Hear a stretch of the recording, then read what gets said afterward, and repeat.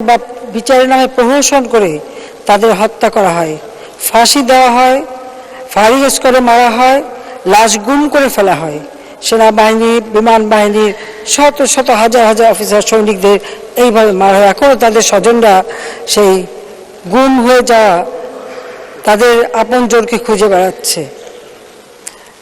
প্রায় 18-19টা কূপ হয়েছিল সেই সময়। সেনাছাউনিতে বিধবার কান্না, সন্তানহারা পিতামাতার কান্না, পিতাহারা সন্তানের কান্নায় আকাশ বাতাস ভারী ছিল। মাননীয় স্পিকার, এই ছিল বাংলাদেশের অবস্থা, যেখানে জাতির পিতা দেশকে এগিয়ে নিয়ে যাচ্ছিলেন স্বল্পোন্নত দেশে। সেই 75 সালের ঘটনার পর থেকে যারা ক্ষমতা এসেছিল সংবিধান লঙ্ঘন করে অবৈধভাবে ক্ষমতা দখল করেছিল। জনগণের কোনো ভোটের অধিকারও ছিল না, বরং স্বাধীনতা বিরোধী যুদ্ধ অপরাধী যাদের বিচার জাতিপিতা শুরু করেছিলেন তাদেরকে ক্ষমতায় বসানো হয়েছিল, তাদের মুক্তি দিয়ে তাদেরকে রাজনীতি করার সুযোগ দেওয়া হয়েছিল। তারাই এই প্রধানমন্ত্রী অথবা উপদেষ্টা অথবা মন্ত্রী মর্যাদা পেয়েছিল। জাতির পিতার হত্যাকারী তাদের যাতে বিচার না হয়,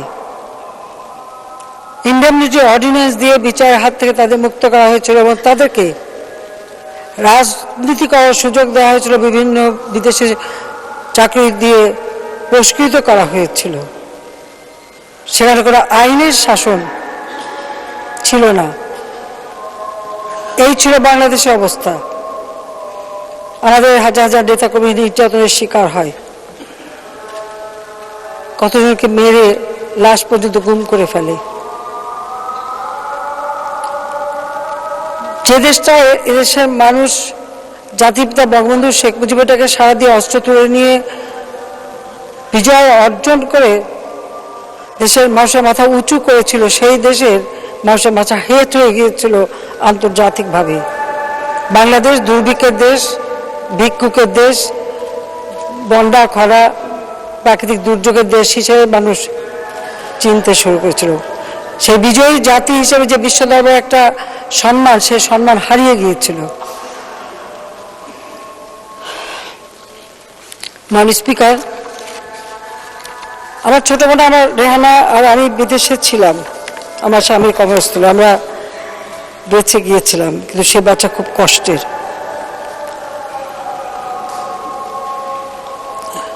81 সালে আমি ফিরে আসার সুযোগ পাই।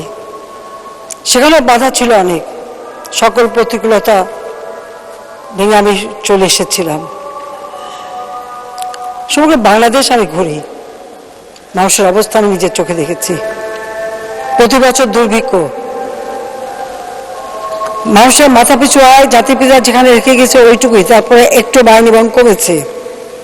দেশের কোনো উন্নতি তেমন ছিল না।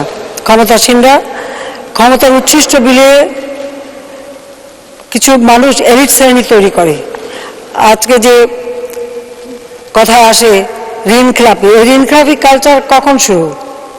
ওই জিয়াউর রহমান যখন অবৈধভাবে ক্ষমতা দখল করে ক্ষমতাকে কুক্ষিগত করে, ঠিক সেই থেকেই শুরু, যার ধারাবাহিকতা আমরা দেখেছি এরশাদের আমলে, খালেদা জিয়ার আমলে, এবং সেখান থেকে এখনও পূর্ণ মুক্তি পাওয়া যায়নি। এটা হলো বাস্তবতা। তারপরে আমাদের প্রচেষ্টা আছে। মাননীয় স্পিকার, আজকে অনেকে গণতন্ত্রের কথা বলে, গণতন্ত্রের প্রবক্তা হয়ে গেছে কেউ কেউ।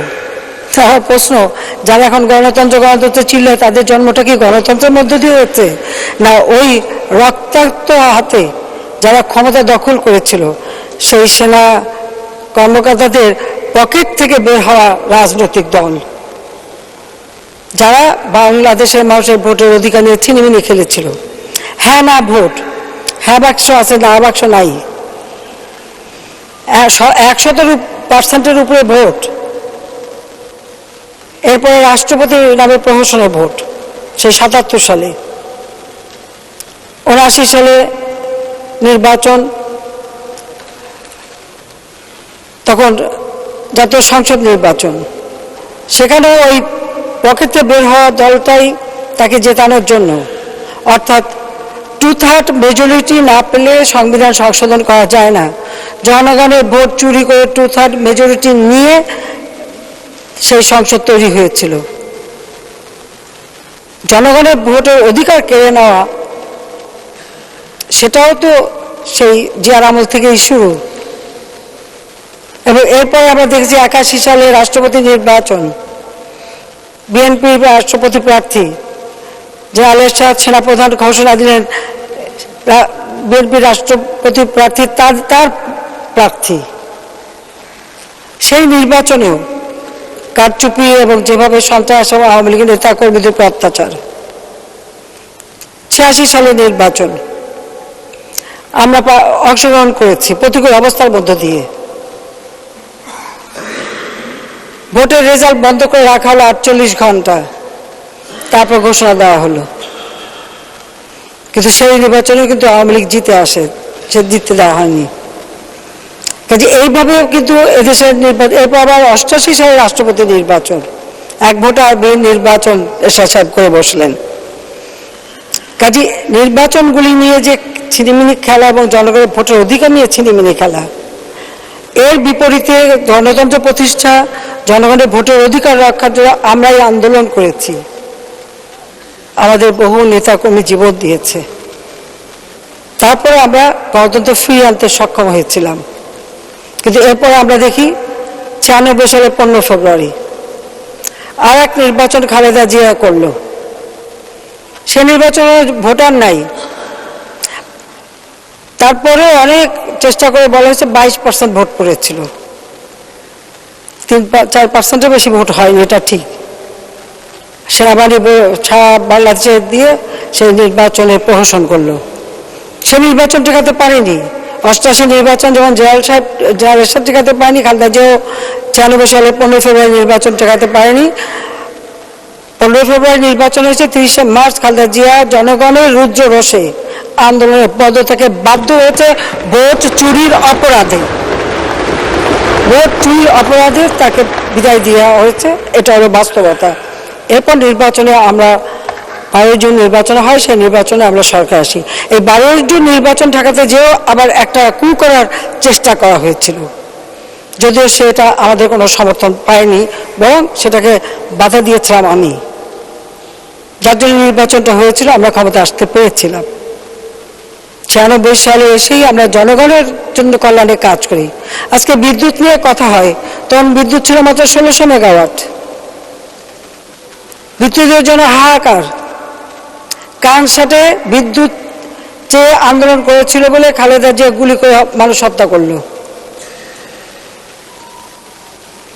সেই বিদ্যুতের দাবিতে বিএনপির এক নেতা এই ঢাকায় বিদ্যুৎ আর পানি মানুষ পায় না, বিএনপির এক এমপিকে দিল ধাওয়া, তার নামই হয়ে গেল দৌড় সালাউদ্দিন। তো এই হলো দেশের অবস্থা, এখানেই তারা রেখে গেছে। আমরা 96 সালে এসে 40 লক্ষ মেট্রিক টন খাদ্য ঘাটতি, সাক্ষরতা হয় 45%। দেশের মানুষের কোনো কিছুই ছিল না, তা করেনি। মাননীয় স্পিকার, বাংলাদেশের মানুষ প্রথম গণতন্ত্রের স্বাদ পায় এবং তাদের আর্থসামাজিক উন্নয়ন যে সরকার করতে পারে এটা প্রথম উপলব্ধি করে আওয়ামী লীগ যখন সরকারে আসে। এটা হলো বাস্তবতা। 2001 সালের নির্বাচন, মানে স্পিকার, আমার কাছে প্রস্তাব ছিল গ্যাস বিক্রি করতে হবে। দেশের সম্পদ বিক্রি করে ক্ষমতায় যাব, আমি তো বঙ্গবন্ধু শেখ মুজিবের মেয়ে, আমার পক্ষে তো দেশ বাঁচা সম্ভব নয়। আমি রাজি হইনি, আর রাজি হইনি বলেই আমি কিন্তু ক্ষমতা আসতে পারিনি। কিন্তু সেই নির্বাচনে কি হয়েছিল? 1 অক্টোবর নির্বাচন, এই বছর আগে থেকে অত্যাচার আমাদের নেতা কর্মীদের উপর। 3-4 দিন আগে থেকে কেউ ঘরে থাকতে পারেনি, এমনকি নির্বাচিত চেয়ারম্যানরও না। নির্বাচিত চেয়ারম্যানকে সেনাবাহিনীর গাড়িতে দড়ি দিয়ে বেঁধে সব জায়গায় ঘোরানো হয়েছে, এরকমও ঘটনা ঘটেছে। সেই নির্বাচনের মধ্য দিয়ে সরকার গঠন করলো খালেদা জিয়া। জনগণের ভোট না পেয়ে ক্ষমতা আসলে সে যে কি ভয়ঙ্কর হয় তা তো আমরা জানি। ঠিক 71 সালে পাকিস্তানি হানাদার বাহিনী যেভাবে এদেশে গণহত্যা চালিয়েছে, তারা সেইভাবে হত্যাকাণ্ড চালিয়েছে, মেয়েদের উপর পাশবিক অত্যাচার করেছে। মা মেয়ে একসাথে 6 বছরের আজুফা গরিবের মেয়ে, তার বাবার নৌকায় ভোট দিয়েছে দেখে বিএনপির ক্যাডাররা ওই ছোট্ট শিশুটিকে ব্লেড দিয়ে তার স্ত্রী অঙ্গ কেটে তাকে গ্যাং রেপ করেছিল। ঠিক এরকম বহু ঘটনা বাংলাদেশে তখন ঘটেছিল। মহিমা আত্মহত্যা করেছিল, রোমাকে ধরে নিয়ে যেতে গিয়েছিল, সে আত্মহত্যা করেছিল, ফাহিমা আত্মহত্যা করেছিল, সেই গাফারা রোদেনা বেদানাকে মামলা করতে পারেনি, সিরাজগঞ্জে পূর্ণিমা মামলা করেছিল, তাকে গ্যাং রেপ করেছিল বলে, সেই জন্য তার বাবা মা ওই এলাকায় থাকতে পারেনি। আমাদের মকসুদপুরের ফাতেমা, তাকে ওখান থেকে ধরে নিয়ে মাগুরায় নিয়ে এসে তাকে গ্যাং রেপ করে, তার ট্রমা হয়ে গেছিল, সে মানুষ দেখলে চিৎকার করতো। আমি নিজে তাকে সিআরপিতে রেখে চিকিৎসা করেছিলাম, কিন্তু তাকে বাঁচাতে পারিনি। প্রায় লাখখানেক মহিলা 2 দিন শব্দপরিচিত, তাকে পর্যন্ত 25,000 মানুষ আমার কোটালীপাড়া আশ্রয় নিয়েছিল, থাকতে পারে না অন্য কোথাও। এই ছিল দেশের অবস্থা, এই হলো গণতন্ত্র। এই গণতন্ত্র তারা দিয়েছিল। 2001 থেকে 6 পর্যন্ত এই তাণ্ডব তাদের চলে। বাংলাদেশ কি অর্জন করেছে? পেট বেড়া বলে দুর্নীতিতে চ্যাম্পিয়ন হয়েছে, দুর্নীতিতে 1 নম্বর দেশ। বাংলা ভাই সন্ত্রাস, জঙ্গিবাদ, বোমা হামলা, গ্রেনেড হামলা প্রতিনিয়ত। একই দিনে 63 জেলায় বোমা, 500 জায়গায় বোমা ফুটল। জঙ্গিবাদ, সন্ত্রাস, দুর্নীতি, এই তো ছিল নিত্য নৈতিকবাদ। তারপরে নির্বাচন, 1,23,00,000 ভুয়া ভোটার দিয়ে ভোটার লিস্ট করে তার নির্বাচন করার পদক্ষেপ নিল। সকলে নির্বাচন বয়কট করেছিল, কতজন আনকন্টেস্টেড ঘোষণাও হয়েছিল। কিন্তু তাদের দুঃশাসনে এবং জনগণ অতিষ্ঠ হয়ে আন্দোলন করে, এবং তাদের এই দুঃশাসনের ফলেই দেশে এমার্জেন্সি আসে। 2007 সালে সেই এমার্জেন্সি সরকার, যদিও সে সরকার খালেদাজেরই প্রিয় ব্যক্তিত্ব ছিল, যেমন নিয়াজউদ্দিন সাহেব তার রাষ্ট্রপতি ফখরুদ্দিন সাহেবকে নিয়ে এসে বাংলাদেশ ব্যাংকের গভর্নর করেছিল, সেখান থেকে প্রধান উপদেষ্টা, সেনাবাহিনীতে 9 জন সেনা অফিসার ডিঙিয়ে মঈনুদ্দিনকে বানানো হয়েছিল সেনাপ্রধান। তো তাদেরই সরকার আসলো, অথচ ইলেকশন দেবে, তারাও আস্তে আস্তে ক্ষমতায় বসারই একটা প্রচেষ্টা করতো। আমি তার প্রতিবাদ করেছিলাম, সাথে সাথে আমি গ্রেপ্তারও হয়েছিলাম।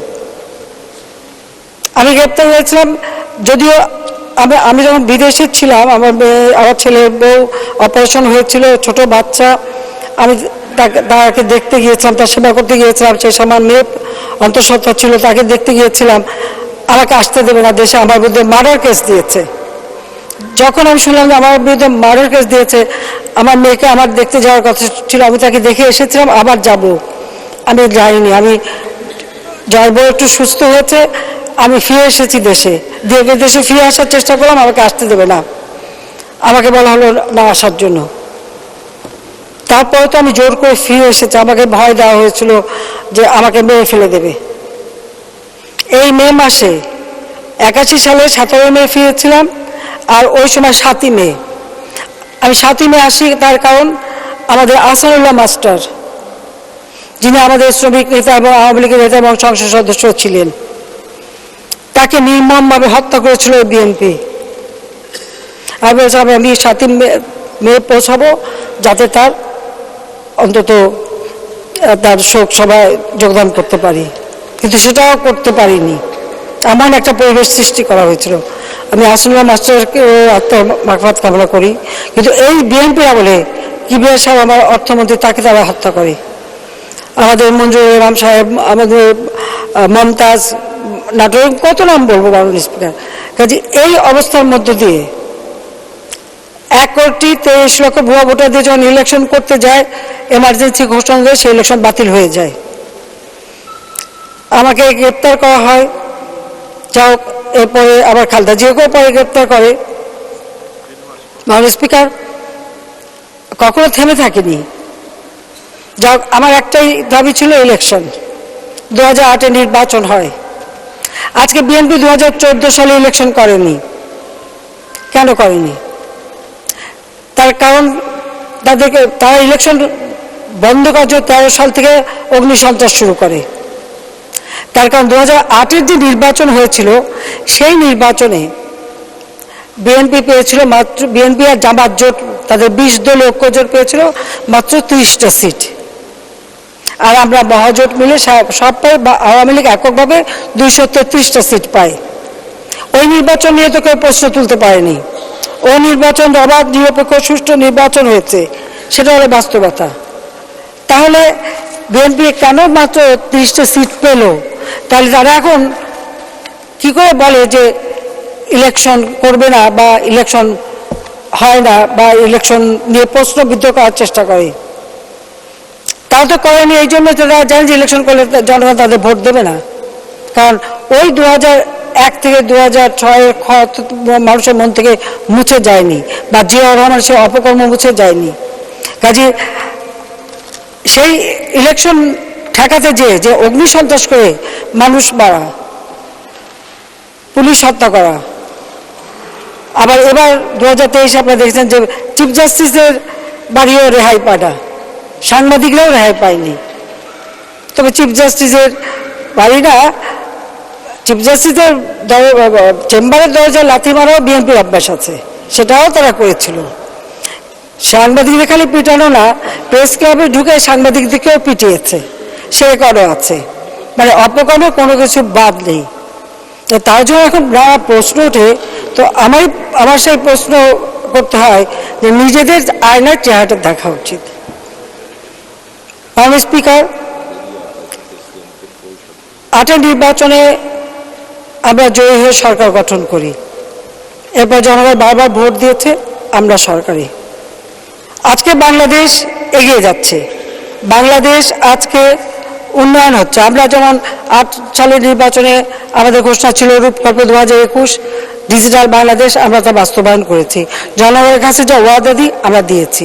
খাদ্য দেশকে স্বয়ংসম্পূর্ণ করা, মানুষের খাদ্য নিরাপত্তা নিশ্চিত করা, দারিদ্র্য বিমোচন করা থেকে শুরু করে আমরা কিন্তু একের পর এক সাফল্য দেখাতে সক্ষম হয়েছি। এটা যতই বলেন, আজকে যেখানে 1600 মেগাওয়াট বিদ্যুৎ ছিল, আজকে তো 16,000 মেগাওয়াটের উপরে আমরা উৎপাদন করতে পারি, সে ছাড়পত্র তো রেখেছি। হ্যাঁ, তারা প্রশ্ন উঠান বিশেষ আইন কেন করলাম। বিশেষ আইন এই জন্য করেছি, আমি তো ব্যক্তি খাতে সব উন্মুক্ত করে দিয়েছি, আর ব্যক্তি খাতে উন্মুক্ত করে দিলে পরে সেখানে তো নতুন আইন করেই করতে হবে। আর আমি যদি দ্রুত বিদ্যুৎ উৎপাদন করতে চাই, তো শুধু সরকার দিয়ে করলে তো হবে না, আর ব্যক্তি খাত দিতেই হবে। আর ব্যক্তি খাত না দিয়ে তো কর্মসংস্থানও বাড়ে না। পৃথিবীর এমন কোনো দেশ আছে যেখানে ক্যাপাসিটি চার্জ ছাড়া বিদ্যুৎ কেন্দ্র নির্মাণের চুক্তি স্বাক্ষর হয়? একটা দেশ দেখান, একটা দেশ দেখান। এই ক্যাপাসিটি চার্জ বলে বলে সব চিৎকার, এটা বলে চিৎকার, ওটা বলে চিৎকার। বিশেষ আইনে কাউকে কিন্তু দায় মুক্তি দেওয়া হয়নি, বরং বেসরকারি খাতে প্রথম বিদ্যুৎ কেন্দ্র করেছিল সামিত খুলনায়। তারা এই বিদ্যুৎ কেন্দ্র সম্পন্ন করতে দেরি করেছিল, যে কদিন দেরি করছে প্রতিদিন $10,000 করে তাদের ফাইন দিতে হয়েছে, আর সেই ফাইন আমি আদায় করেছি। দায় মুক্তি আমরা দেই না, এটা মাথায় রাখতে হবে।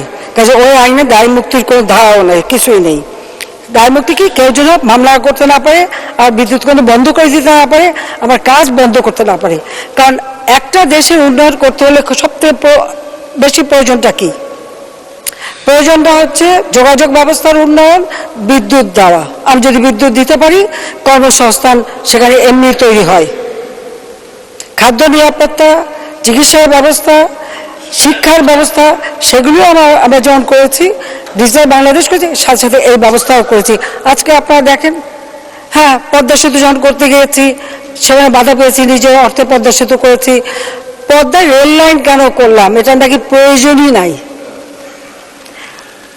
আজকে পদ্মা সেতু রেল লাইন আমরা ঢাকা থেকে ওই রেল লাইন দিয়ে খুলনা হয়ে মংলা পোর্ট পর্যন্ত পৌঁছাবে, সেইভাবে প্ল্যান করা হয়েছে। এটার প্রয়োজন নয় যারা বলে, তাদেরকে কি বলবো? অর্বাচীন ছাড়া। রূপপুর বিদ্যুৎ কেন্দ্র কেন করলাম এত টাকা খরচ করে, ওর কি প্রয়োজন ছিল?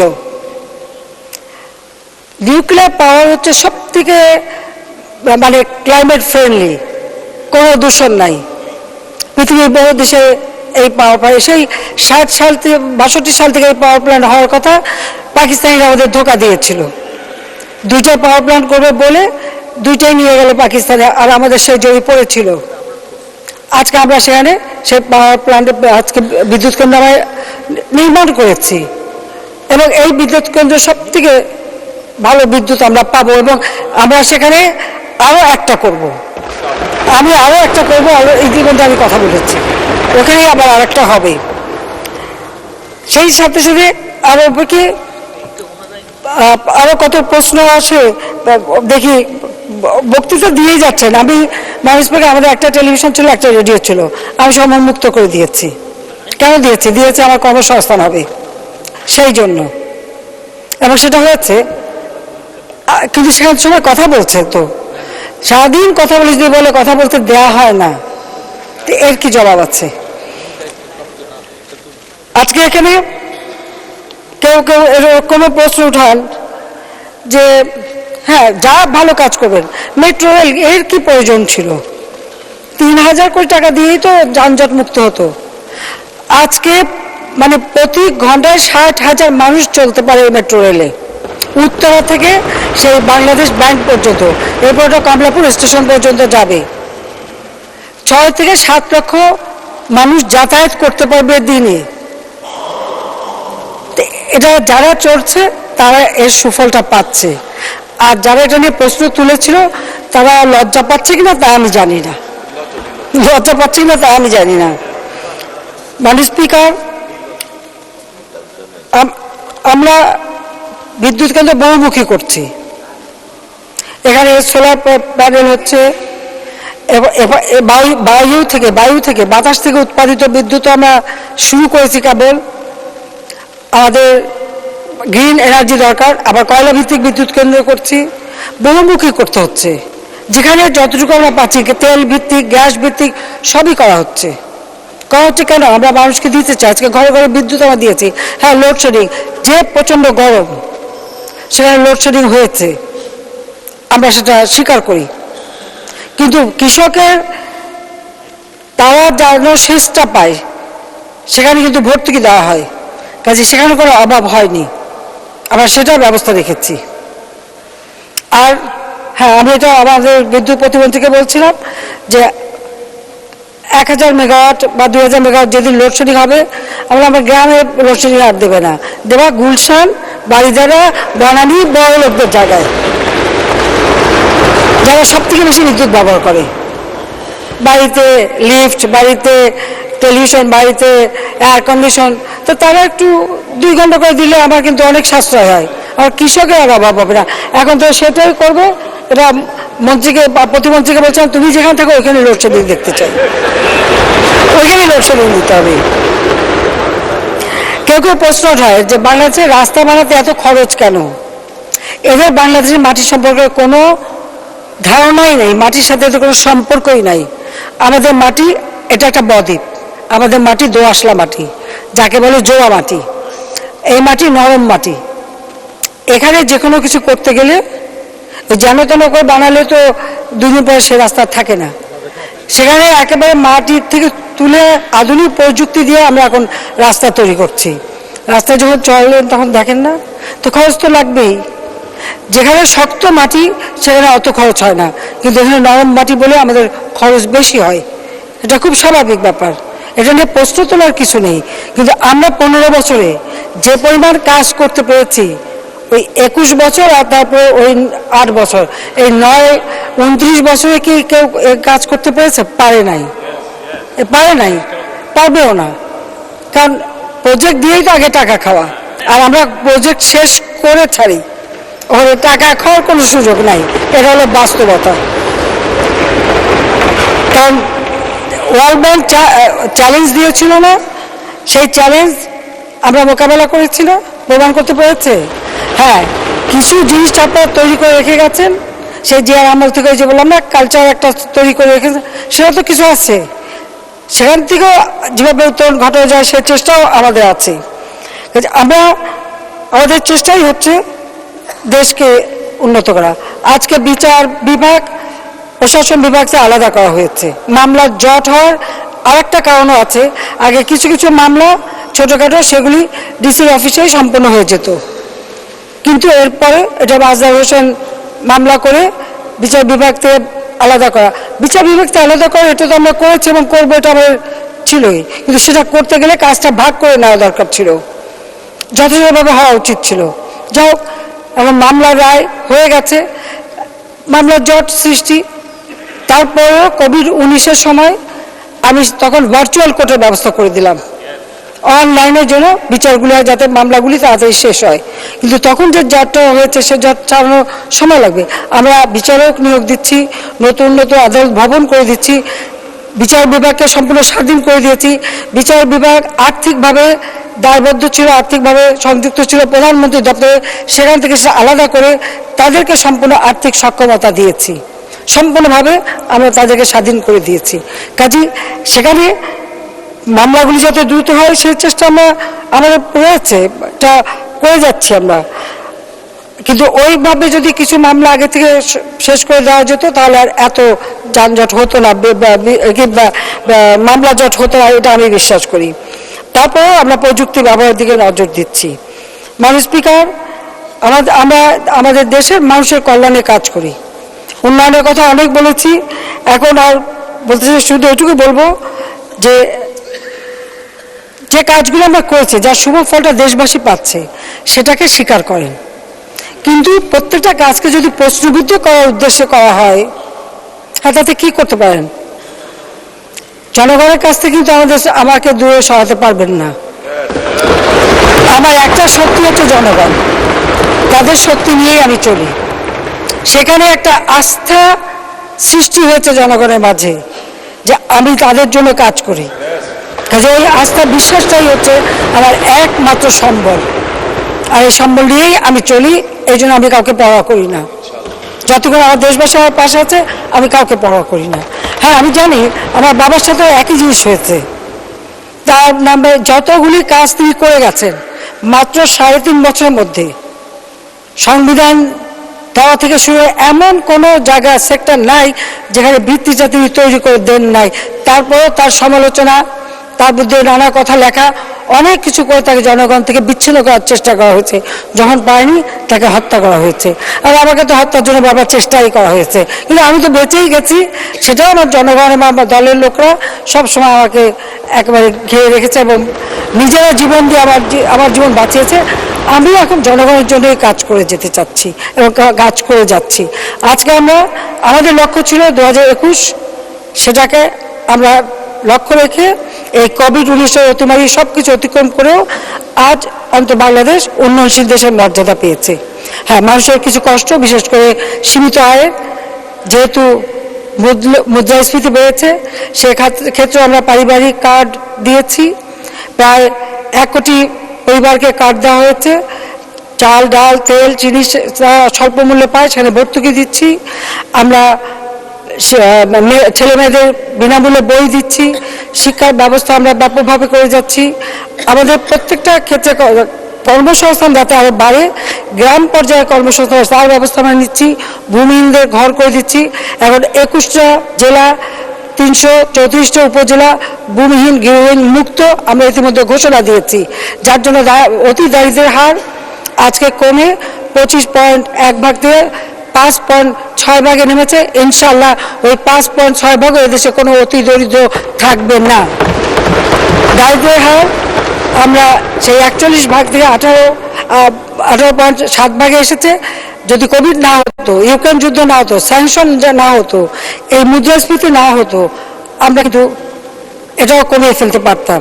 তারপর আমাদের লক্ষ্য আছে, আমরা ইনশাল্লাহ সামনে কমাবো। মুদ্রাস্ফীতির জন্য একটু যে কষ্টটা হচ্ছে, তার জন্য একটাই কাজ করতে হবে, সকলকে উৎপাদন বাড়াতে হবে। নিজের কোনো অনাবাদি জমি থাকবে না, সমস্ত অনাবাদি জমি সকলকে চাষ করতে হবে, নিজের উৎপাদন বাড়িয়ে আমাদের স্বাবলম্বী হতে হবে, সেটাই আমাদের লক্ষ্য। সেই সাথে সাথে আরেকটা কাজ আমরা করেছি, সার্বজনীন পেনশন স্কিম। আমাদের যারা বিশেষ করে আমাদের রাজনৈতিক নেতৃবৃন্দ আছে, সাংবাদিকরা আছে, বা যারা সরকারি চাকরি করে না বা নিজে কাজ করে খায়, তাদের জন্য ভবিষ্যৎটা নিরাপদ থাকে, তারা যেন যখন কর্মক্ষীণ হবে বা বয়স্ক হবে তারা যেন সেখান থেকে পেনশনটা পায়, সেই ব্যবস্থা আমরা করেছি। যারা একেবারে নিম্নবিত্ত তাদের জন্য সমতা একটা স্লট, যেখানে সে যদি 500 টাকা দেয় তাহলে সরকার থেকে আমি 500 টাকা দেব, দিয়ে তার জন্য 1000 টাকা হবে, এবং এইভাবে তার জন্য অন্তত 20 বছর বা 30 বছর পরে সেখান থেকে সে পেনশন নিতে পারবে। একেবারে নিম্নবিত্ত, মধ্যবিত্ত, প্রবাসী, উচ্চবিত্ত সকলের জন্য এই সার্বজনীন পেনশন স্কিম করে দিয়েছি। এটা করা মানে আপনার নিজেকে একটা সুরক্ষা করা, সেই ব্যবস্থাটা আমরা হাতে নিয়েছি। আমরা কিন্তু মানুষের কল্যাণে কি করণীয় সেদিকে লক্ষ্য রেখেই আমরা কাজ করি। যাই হোক, আমি আজকে আর বেশি সময় নিচ্ছে না, প্রায় আধা ঘন্টার কাছাকাছি হয়ে গেল। আমি শুধু এটুকুই বলবো যে দেশের কল্যাণে আমরা কাজ করে যাচ্ছি। ভোট করবেন সবাই, আর কথায় কথায় ব্যঙ্গ করবেন আর প্রশ্ন তুলবেন, তার প্রশ্ন তোলার আগে নিজেরা কি করেছেন, কোন দল করেন, সেই দলের জন্ম বৃত্তান্ত থেকে শুরু করে তাদের অপকর্মগুলি একটু চিন্তা করে নেবেন, সেটাই আমরা চাই। আমি মাননীয় স্পিকার, আজকে আমি ধন্যবাদ জানাচ্ছি আমাদের মাননীয় স্পিকার আপনাকে, সেই সাথে আমি ধন্যবাদ জানাই আমাদের উপনেতা, ডেপুটি স্পিকার, এবং সে আমাদের বিশেষ করে যারা কাজ করেছেন। আমি সেই এটা বোধহয় করে দিচ্ছি, তাহলে ভালো হবে সবার জন্য। আমাদের সংসদ পরিচালনায় ডেপুটি স্পিকার, মাননীয় ডেপুটি স্পিকার, মাননীয় সংসদ উপনেতা, মন্ত্রিসভার সদস্যবৃন্দ, মাননীয় চিফ হুইপ, হুইপবৃন্দ, সকল মাননীয় সংসদ সদস্যকে আমি আন্তরিক ধন্যবাদ জানাচ্ছি। আমি আমাদের বিরোধী দলের নেতাকে ধন্যবাদ জানাই, বিরোধী দলের উপনেতা ও বিরোধী দলের চিফ হুইপ সহ বিরোধী দলের সকল সংসদ সদস্যকে আন্তরিক ধন্যবাদ জানাই। আমি ধন্যবাদ জানাচ্ছি সভাপতিমণ্ডলীর সদস্যকে, আন্তরিক ধন্যবাদ জানাই সংসদ সচিবালয়ের সিনিয়র সচিব সহ কর্মচারীবৃন্দ, সরকারের বিভিন্ন মন্ত্রণালয়, বিভাগ, দপ্তরের কর্মকর্তা কর্মচারীবৃন্দ, এবং ডাক্তার, পুলিশ, ফায়ার সার্ভিস, গণপূর্ত, বিদ্যুৎ, টেলিফোন বিভাগ, নিরাপত্তা বাহিনী সহ সংশ্লিষ্ট সকল সেবাদানকারী প্রতিষ্ঠানের ব্যক্তিবর্গকে, জাতীয় দৈনিক পত্রিকা, বিভিন্ন সংবাদ সংস্থা, বাংলাদেশ বেতার, সংসদ বাংলাদেশ, বাংলাদেশ টেলিভিশন, সংসদ বাংলাদেশ টেলিভিশন, বাংলাদেশ টেলিভিশন এবং বেসরকারি টিভি চ্যানেল সহ সকল গণমাধ্যম, সাংবাদিক কর্মী, কর্মকর্তা, কর্মচারীবৃন্দ সকলকে আমার আন্তরিক ধন্যবাদ জানাচ্ছি। আমি বেশি দূর না, আবার কয়েকদিন পরে আমাদের দেখা হবে, আমাদের বাজেট সেশন শুরু হবে, এবারে বাজেটও সুষ্ঠুভাবে আমরা দিতে পারবো, বাজেটও আমরা প্রণয়ন করছি। কাজেই আমি দেশবাসীর সেই সহযোগিতা চাই, এবং এটুকু বলবো যে খরায় কষ্ট পেয়েছে সবাই রোদে, তবে জুন মাসে আবার গরম দেখা দিতে পারে। এখন বৃষ্টি হচ্ছে, বৃষ্টির পরে আবার রোদ হবে, আবার গরম হবে। সবাই নিজেকে সুরক্ষিত রাখবেন, সেটাই আমি আহ্বান করব। কারণ নিজেরটা নিজেরই করে নিতে হবে, যাতে এই রোদে যেন ক্ষতিগ্রস্ত না হয়। আর আমাদের মাননীয় সংসদ সদস্য সবাইকে আমি ধন্যবাদ জানাই, যা যা এলাকায় যে মানুষের পাশে দাঁড়াবেন, মানুষের জন্য কাজ করবেন। মাননীয় স্পিকার, আমি আপনাকে আন্তরিক ধন্যবাদ জানাচ্ছি এই সংসদ সুষ্ঠুভাবে পরিচালনার জন্য। সবাইকে ধন্যবাদ। জয় বাংলা, জয় বঙ্গবন্ধু, বাংলাদেশ, জয় যুব।